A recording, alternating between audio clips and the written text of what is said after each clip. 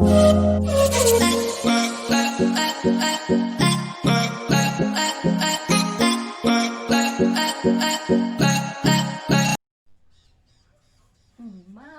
Miss Brown. Morning, Miss Peggy. Have a seat, ma'am. How are you doing this morning? I'm not doing so good, you know. I just get my light bill and I want to know why make it so high. $16,000. What you saying to me? $16,000. So what you going to do about it? I don't know, you know, because me not so hot penny maths, me not even know how to calculate it, and I feel like they're robbing me, you know. No worry yourself, ma'am. I know how to work it out, so I'm going to show you how to do it so you can calculate it for yourself and know. And because I have them children at home because of this online learning, me can't afford for me like get cut off, cause anyhow it cut off, believe you me, I'm going straight up there. I know, I understand, ma'am. So I'm going to help you to work it out. Don't worry yourself. A few moments later. Hello again, boys and girls. Welcome to another one of our sessions with me, your teacher, Mrs. Davis Brown. And today we are under the topic consumer arithmetic, and we are going to be looking at electricity bills. We have an example here, simple example of what an electric bill would look like, and we want to learn how to calculate this person's electricity bill. We have some conditions here that we are using to guide how we go about calculating this bill. So let us just read through these conditions here. It says calculate the electricity bill for Miss Peggy if the first 100 units is charged at $9.66, and that is per unit.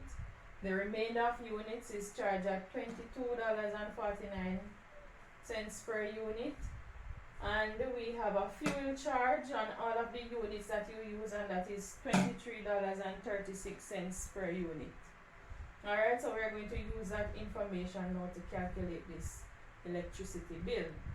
Now we have over here register type, and this is the type of reading or the type of meter that we're using, and it says kilowatt hours.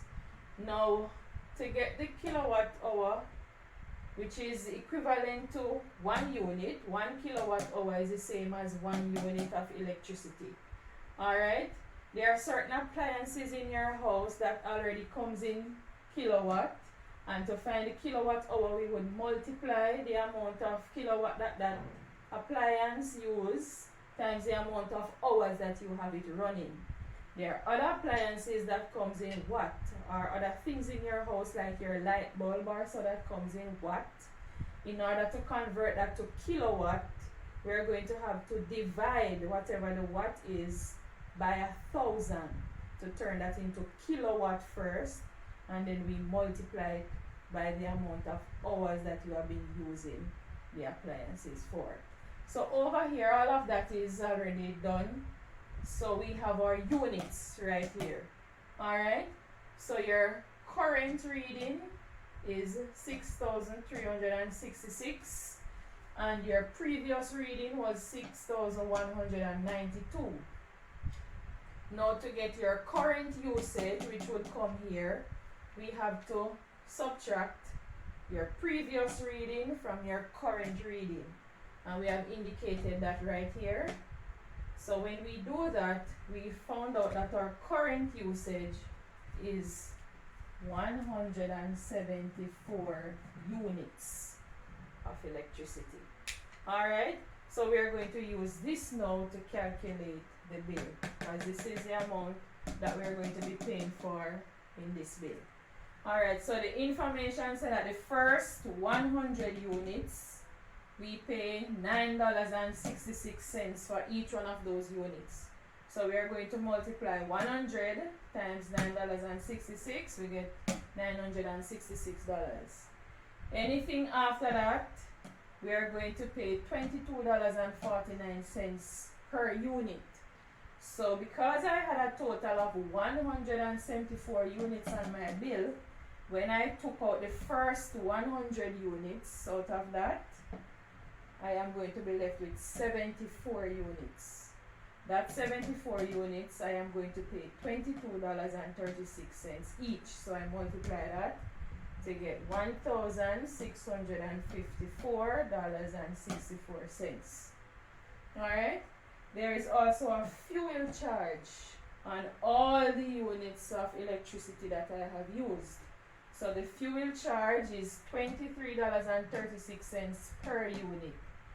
For this current bill, I used 174 units, so I'm going to multiply that by the $23.36, which gives me a total of $4,064.64. Alright, I also have to pay a little rental fee for my meter, which is $445.